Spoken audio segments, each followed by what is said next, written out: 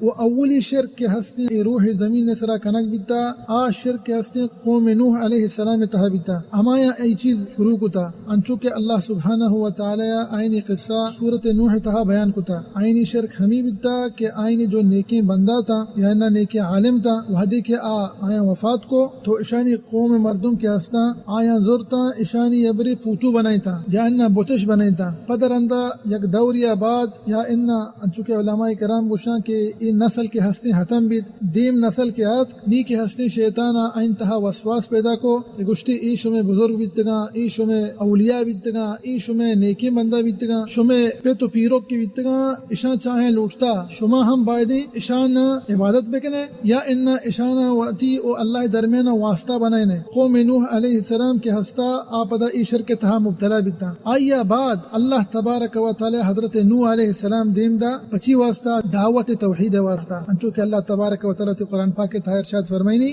وَلَقَدْ بَعَثْنَا فِي كُلِّ أُمَّةٍ رَسُولًا أَنِ اعْبُدُوا اللَّهَ وَاجْتَنِبُوا الطَّاغُوتَ ما ہر یک امتی تہا پیغمبر و رسول دیم داتگا ہر یہ چیز یہ واسطہ اللہ عبادتہ بکنے توحید ہمیشہ چیزانے محترم وَاجْتَنِبُوا الطَّاغُوتَ آکے باطل معبود کے ہستا کہ مردمانہ وجہ جوڑ کتگا آئینا چی دیر بے آئین نزدیک کا مروے اور آئین چی ملوٹے تاکہ شما شرک تہا مکپے شرک ہمائیں عزیزان محترم